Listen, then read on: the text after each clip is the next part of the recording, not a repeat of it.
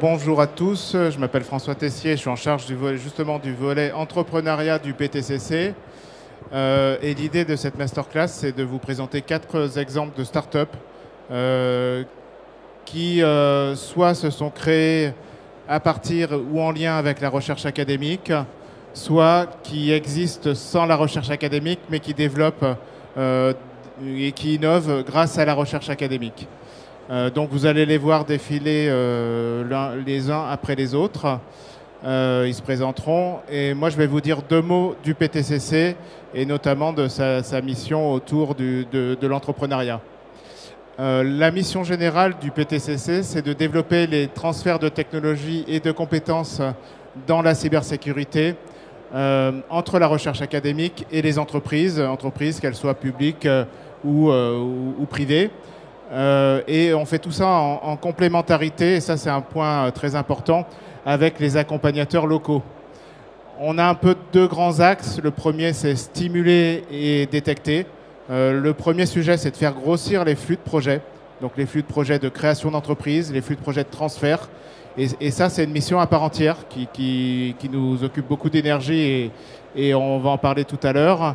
Et puis le deuxième volet, c'est d'accompagner et de financer les projets qu'on a détectés. Ce qui est assez important dans le positionnement du PTCC, c'est que c'est vraiment un programme qui est en appui des écosystèmes et des écosystèmes locaux et régionaux. Et donc on va apporter un effet de levier à leurs actions puisque tous nos financements sont complémentaires avec ce qu'ils font. On va apporter un support technique aux accompagnateurs locaux, puisque ces accompagnateurs locaux, généralement, ils ne sont pas spécialisés dans la cybersécurité. Et nous, notre rôle, ça va être d'apporter ce support. Et puis, on va contribuer aussi à des événements autour de l'entrepreneuriat, soit en tant que sponsor, soit en tant qu'initiative de nouveaux événements. Et c'est ce que je voulais illustrer là et faire un petit peu la pub de cet événement qu'on organise le 24 avril à Rennes, qui est typiquement dans l'objectif de faire émerger de nouveaux projets. Alors, l'objectif, c'est qu'il y en ait plusieurs des événements comme ça, mais la première édition a lieu à Rennes le 24 avril. Et l'objectif pour un entrepreneur, soit ante ou post-création, c'est vraiment, il vient une journée et il arrive à avancer il repart le soir en ayant avancé sur son projet parce qu'il aura rencontré les experts qu'il cherche à rencontrer souvent depuis un certain temps. Et donc on aura une vingtaine d'experts qui seront présents, que ce soit l'ANSSI, des RSSI aussi, de grandes entreprises, des investisseurs, la BPI, des juristes, l'AFNOR. Donc chacun viendra, bookera son programme de rendez-vous et repartira le soir avec 6 ou 7 rendez-vous qu'il aura fait avec ces interlocuteurs-là. Je vais représenter ce qu'a présenté Michel tout à l'heure, donc ça va être, pour ceux qui étaient déjà là, ça va être un peu une redite, mais je vais le faire rapidement. Le cœur du dispositif, c'est le rectangle central. Nous, ce qui va nous intéresser le plus, c'est des technologies qui sont issues de la recherche, donc des résultats de recherche qui sont déjà effectifs. Et notre rôle, ça va être d'accompagner et de financer l'industrialisation de ces technologies, soit sous la forme d'une création d'entreprise, soit sous la forme d'un projet de transfert pour des entreprises déjà existantes, soit sous la forme d'une forme plutôt simplifiée qui est la bourse CIFRE, où là on peut aussi contribuer à la mise en place de bourses CIFRE pour des jeunes startups. En amont, il y a le pré-transfert. Quand les résultats de recherche ne sont pas encore suffisamment matures, on peut financer justement la prématuration de ces résultats. Et en aval, Agnès vous en parlera tout à l'heure, Agnès Ansari, on finance la création de formations autour de la cybersécurité qui s'appuie notamment sur des résultats de recherche. Et puis on a tout un volet support au projet avec le Lab Cyber et l'animation scientifique. Pour finir, pour illustrer concrètement ce qu'on fait en accompagnement d'entrepreneuriat, nous on se focalise vraiment sur l'accompagnement cybersécurité, l'accompagnement sectoriel, puisque l'accompagnement entrepreneurial est déjà présent dans de nombreux écosystèmes. Donc notre rôle, ça va être d'apporter les mises en relation qui vont bien. Et ça, c'est l'accompagnement standard. Et en cas de besoin, on peut aussi mobiliser des financements pour les porteurs de projets par le biais d'un outil qui s'appelle INRIA Startup Studio. Et ça va nous permettre de financer les salaires de 2 porteurs de projets, donc en création, pendant 1 an. Ce que je vous propose maintenant, j'en ai fini avec la présentation du PTCC, c'est de donner la parole aux entrepreneurs qui vont se présenter chacun pendant 5 minutes et qui vont illustrer leur lien avec la recherche. Merci François. Je vais prendre la... Bonjour à tous. Donc, je m'appelle Damien Magoni et je suis le porteur d'un projet qui s'appelle CAP. Et donc, c'est une solution de sécurisation des communications. Donc, bon, excusez-moi, on voit peut-être pas très bien. La problématique de la cyber, évidemment, les attaques. Quand on regarde quel est le vecteur initial d'une attaque, on se rend compte qu'en fait, dans 71% des cas, il s'agit d'une intrusion réseau. Une attaque technique qui se fait soit à cause d'une authentification faible, login mot de passe, sans MFA, 40% des cas, ou alors parce qu'il y a une faille logicielle sur une application ou sur un système. Donc en gros, dans 70% des cas, on a une attaque technique. Et puis après, on va trouver le phishing, 12% des cas avec le fameux mail, le fameux mail de phishing. Donc, ce qui veut dire que si on veut s'attaquer au problème, il faut s'attaquer à la sécurité réseau. Donc la sécurité réseau actuelle, elle existe bien sûr déjà, elle a certaines limitations. Donc au niveau des VPN intersites, on les connaît. Le problème, c'est qu'ils sont statiques, bien sûr, donc ils ne gèrent pas le roaming. Les accès sont non segmentés. En gros, toute personne sur le VPN accède à toutes les ressources. Donc ça, c'est un premier problème. La réponse à ça a été ce qu'on appelle le Secure Service Edge ou ce qu'on appelle aussi le Zero Trust Network Access. Donc cette fois-ci qui permet de gérer des utilisateurs en roaming, donc nomades, et qui est basé logiciel, donc qui est plus souple que le VPN classique. Alors après, il n'est pas forcément chiffré de bout en bout. Et puis parfois, il se limite à certains types d'applications en fonction de la manière dont le ZTNA est implémenté. Bon, je ne vais pas rentrer dans les détails, mais bon. Les accès, comme on l'a vu, les mots de passe... évidemment, c'est un problème. Pour résoudre ça, on utilise des OTP, des one-time passwords. Ces derniers ont quand même des inconvénients. Ils sont peu pratiques pour les humains. Et puis, ils ne s'appliquent pas, par exemple, dans le contexte de l'IoT ou des réseaux de véhicules. Donc, c'est un souci. Autre point, la sécurité réseau, en général, est liée à un SI unique, un système d'information unique, avec des comptes à créer lorsque vous avez des partenaires ou des fournisseurs. Et enfin, lorsqu'on veut utiliser des certificats basé sur de la cryptographie à clé publique, ce qui est le plus haut niveau de sécurité, on a des petits soucis liés à la gestion des certificats racines et aux révocations. Donc notre solution, elle vise un peu à résoudre les problèmes que j'ai mentionnés précédemment. Donc en gros, il s'agit de mettre en place un réseau virtuel sécurisé. Donc on va avoir un réseau qui s'appelle CAP, qui va tourner au-dessus de l'Internet. Et donc la proposition, c'est de protéger les utilisateurs et les services en les authentifiant mutuellement à l'aide de certificats. Donc on utilise systématiquement des certificats à clé publique au sein du réseau sécurisé. Alors comment ça se passe? Vous avez un serveur avec un service, il peut se trouver n'importe où, dans votre entreprise, sur le cloud, un cloud privé, public, etc. D'un côté, donc il va établir une connexion vers un routeur virtuel, connexion avec authentification mutuelle. De l'autre côté, un utilisateur qui se trouve n'importe où va lui-même se connecter au réseau virtuel en mettant en place donc, un tunnel avec authentification mutuelle.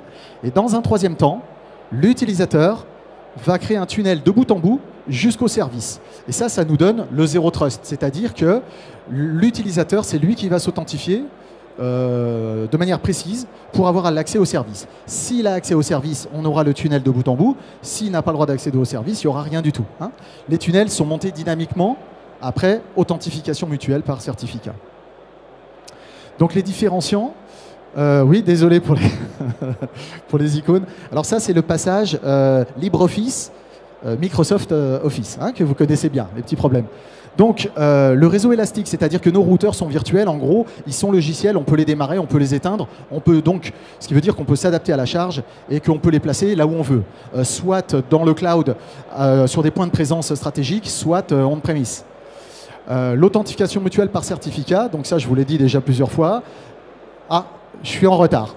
La gestion de la mobilité, on n'en a pas parlé. Et on utilise, pour les problèmes de certificat racine, on utilise une blockchain une blockchain à consensus par vote, résistant aux pannes byzantines, qui ne consomme pas d'énergie. Voilà, les cas d'usage, le réseau sécurisé collaboratif. Par exemple, vous avez une entreprise, vous avez des fournisseurs et des partenaires. Eh bien, grâce à notre système, on va pouvoir mettre tout le monde sur ce même réseau virtuel. La protection d'applications legacy, vous avez une appli qui a zéro sécurité. Eh bien, en déployant notre couche, vous sécurisez le tuyau et derrière, si vous avez des mots de passe en clair, il n'y a pas de problème. Les réseaux temporaires et enfin, j'en ai parlé un petit peu, tout ce qui est IoT et réseau véhiculaire. Si vous voulez discuter, n'hésitez pas à venir me voir au F17 3. Voilà. Et puis, il y a mes coordonnées ici. L'origine de la technologie, bien sûr, c'est l'INRIA, le CNRS. Donc, je suis à la base enseignant-chercheur à l'Université de Bordeaux. Et donc, ça vient du LABRI, le laboratoire de recherche en informatique. Et on a été aidé par, bien sûr, l'INRIA, le Startup Studio, puisque le projet a été incubé au Startup Studio. Merci à tous. Merci. On peut l'applaudir, Damien. Bravo, Damien. Alors, Corentin.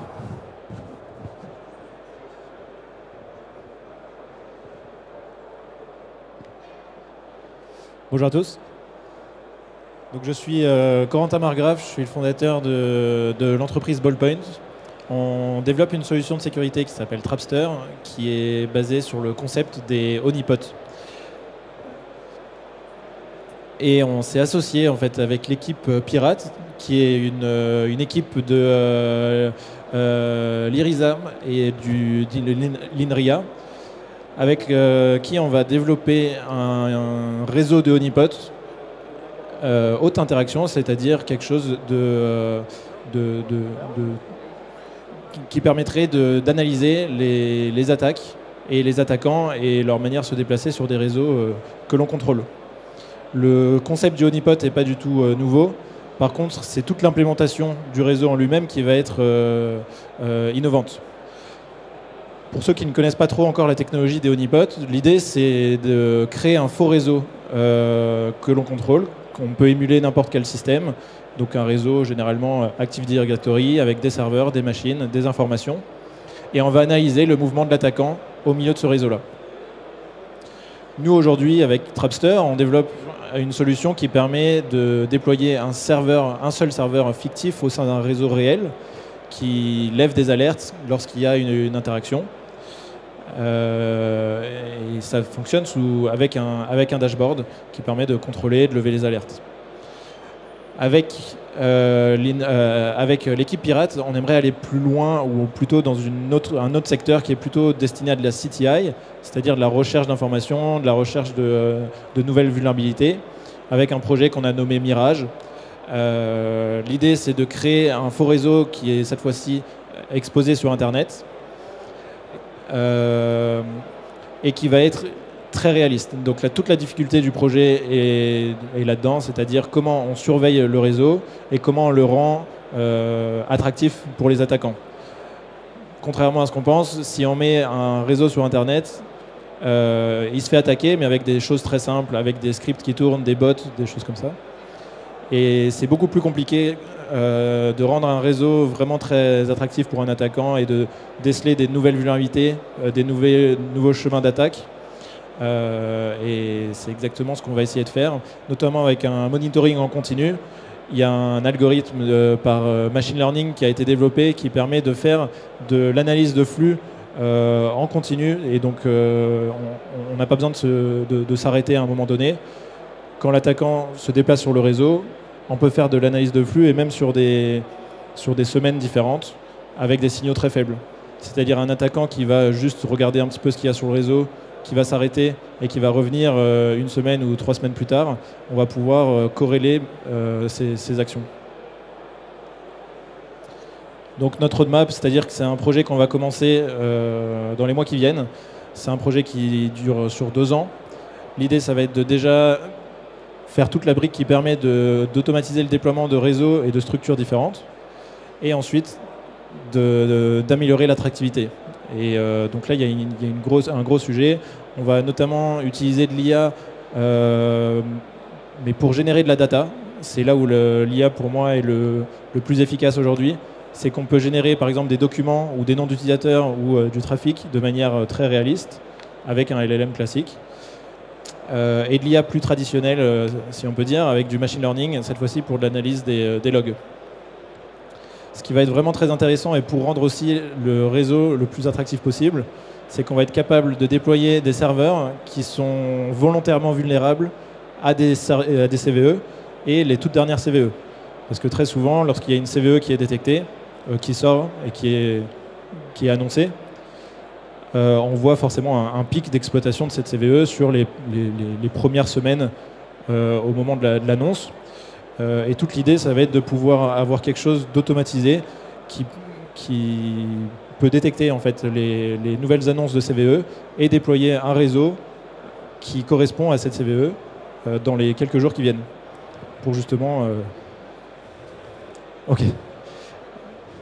Et ensuite, on va faire de la corrélation. L'idée, l'objectif final, donc, c'est de développer de l'IOC et de développer de l'information. Le schéma ressemblera un peu à ça. Voilà. La bonne nouvelle, c'est qu'on peut vous retrouver de toute manière sur le stand derrière, puisque vous allez rester sur le stand juste derrière pour en dire plus. Bien sûr. Et oui, donc on travaille avec Pirate, une équipe de chercheurs spécialisés dans les réseaux de Honeypot. Ils ont notamment travaillé au Braille CTF, pour ceux qui connaissent, qui est un CTF de sécurité où ils ont fait tout le réseau du CTF, donc un réseau vulnérable pour les étudiants, et ils ont utilisé cette technologie pour déployer leur réseau. Voilà, merci. La technologie est votre ami, ne vous inquiétez pas. Ouais, c'est ça. Bonjour à tous et à toutes, Sébastien Domergue, un des cofondateurs de Keris Software. Je vais vous parler virtualisation. Ça peut paraître une vieille techno. Néanmoins, plus de 4 millions et demi, 5 millions de personnes ont plusieurs postes de travail en Europe, rien qu'en Europe. Et ça, principalement, qu'est-ce qui se passe? Ils ont un poste pour le SI usuel, faire Internet, les emails, leurs meetings, leurs visio, et un poste pour le développement, l'admin, tout l'accès au SI sensible. C'est pas par choix, c'est 5 millions de personnes, c'est à cause de la réglementation. Donc vous ajoutez tous ceux qui font ça pour des bonnes pratiques aussi. Nice, Dora, REC, CRA, j'en passe. Nice, c'est 12 domaines et toute la supply chain aussi. Donc les 5 millions, c'était pour Nice 1, parce que c'est les chiffres qu'on a. Quand on va passer à Nice 2, on va multiplier ça par 60 à peu près. Et ça coûte très cher. Ça coûte très très cher. Le coût de détention d'un poste par an est estimé par Gartner à environ 5 000 € d'un poste physique. Pourquoi on a plusieurs postes? Tout simplement pour deux raisons. Enfin, ça, à la fin du fin, c'est deux facteurs. Le premier, c'est la sécurité. On est au FIC, c'est pour ça qu'on en parle. On n'a pas confiance dans les solutions de virtualisation pour séparer les données entre plusieurs environnements virtuels. Et on a raison. Tous les ans, dans le top 10 des CVE, on a des CVE, VMware, Citrix, enfin, c'est tous les ans. Deuxième raison, et surtout pour les postes de travail, c'est l'accès à la performance de la machine, et notamment aux cartes graphiques. Oui, on a besoin d'une carte graphique pour faire un Teams. C'est tout bête, mais oui. Donc, ce n'est pas utilisable pour les gens, pour vous et moi, au day-to-day. J'ai beaucoup parlé du poste de travail, mais si je vais dans le data center, un serveur, en dehors des GAFA, c'est utilisé entre 10 et 20%. Si on monte à 60%, je vous mets 3 data centers dans un. Écologiquement et économiquement, c'est énorme. Et c'est là que Keris arrive. Issu de papiers de recherche internationaux et des nouvelles technologies matérielles disponibles depuis 3-4 ans, on développe un nouvel hyperviseur, un hyperviseur de type 1, qui peut faire tourner n'importe quoi. Sur le poste de travail, c'est un nouvel écran pour l'utilisateur, un onboarding qui met 2 minutes à n'importe qui pour le prendre en main, et pour switcher, alors là je ne peux pas vous le faire, mais vous pouvez venir nous voir après. Pour switcher d'un à l'autre, c'est un mouvement sur le touchpad. Normalement, c'est bon. Bien sûr, on est très cybersécurisé, c'est construit dedans. On est tous des anciens de la cyber, de quand ça s'appelait la SSI. Donc voilà. Certains avaient des cheveux chez nous. Et on fait tourner de la 3D en local. Qu'est-ce qu'on veut? On veut virtualiser tout ce qui ne l'est pas, tout simplement. le poste de travail. Et après, dans le data center, c'est mutualiser des serveurs pour des cas d'usage qui ne sont pas virtualisés. Le SI usuel, le SI d'admin, le SI de R&D. Densifier les usages, je pense au Secnum Cloud, tous ceux qui font du IaaS en Secnum Cloud, pour pouvoir densifier ça, pouvoir donner accès à toute la puissance du GPU. On parle beaucoup d'IA, nous on n'en fait pas, mais on peut fournir de la puissance pour entraîner des modèles d'IA et surtout partager la puissance de ces cartes graphiques qui sont très difficiles à sourcer et réduire du coup l'empreinte carbone. En termes de perf, globalement, on perd entre 10 et 15% de la puissance de la machine sur l'ensemble des composants. Comparé à nos petits copains, ce n'est pas du tout les mêmes facteurs. Et c'est là où on va arriver avec les liens de la recherche actuelle, puisque je parlais de la recherche qui a donné naissance à Keris. Sur la partie confidential computing, on va s'associer au CEA-List pour faire de la preuve formelle des composants de plus bas niveau, donc de l'interfaçage entre les environnements virtualisés et le matériel, pour monter à des niveaux de sécurité. Ceux qui connaissent les critères communs, on va monter jusqu'à EAL 5+. 5+, c'est le niveau de la puce dans votre carte bancaire. Donc niveau confiance, on sera bon. On est déjà en cours de CSPN, on va faire étape par étape. L'idée, c'est que notre hyperviseur va fonctionner d'une nouvelle manière. Au lieu de faire une couche d'émulation qui va transformer des instructions matérielles, les instructions matérielles entre les environnements virtuels et le matériel réel, on va créer des canaux de communication directs entre le matériel et l'environnement virtualisé. Ça nous permet de gagner en performance, puisqu'il n'y a plus cette couche intermédiaire, et ça nous permet de contrôler, et c'est notre rôle, de contrôler qui communique avec qui, entre matériel et logiciel. Et le CEA-List va nous aider à faire de la preuve formelle autour de ça. On va développer de nouveaux outils, notamment autour de la technologie, du langage de programmation Rust autour de ça. Et un certain nombre de preuves formelles qui ont été faites aujourd'hui dans le monde de l'embarqué, qui contrôlent aussi le matériel, vont être faits dans l'IT général. Et c'est tout l'objectif du partenariat qu'on va faire avec eux. Un dernier mot sur l'écologie, pour que vous ayez les idées en tête. Un utilisateur qui a 2 postes de travail, c'est environ 1 tonne de CO2 physiquement. Et une technologie de virtualisation divise ça par 2. Si vous avez 500 collaborateurs qui ont 2 postes de travail et qui passent à notre technologie, c'est 200 tonnes de CO2 économisées. N'hésitez pas à venir nous voir, on est au F1713, côté Village Innovation. Et si vous voulez voir la démo live, et si vous avez des questions, n'hésitez pas. Merci. Il nous reste un dernier entrepreneur qui doit intervenir. On peut évidemment applaudir Sébastien. Le dernier entrepreneur, last but not least. Il y a quelques petits pièges, je vois, effectivement, sur la scène. Merci, j'ai l'honneur de finir cette session de pitch. Je me présente, je m'appelle Anthony Level et je suis cofondateur de la société Label for AI. Label for AI, ça veut dire quoi? Ça veut dire la labellisation de l'intelligence artificielle, l'identification de l'intelligence artificielle. On a décidé de se confronter à ce défi qui consiste à identifier si un contenu est vrai ou est faux, quelle que soit sa nature. Le 4, évidemment, c'est le for en anglais, mais c'est également les 4 modalités que nous supportons: image fixe, vidéo, audio et texte. Voilà, donc on est les 2 représentants ici au FIC. Moi-même, je ne suis pas CEO, je suis en charge des affaires publiques notamment, et le CEO est présent ici en la personne de Nicolas Baudin.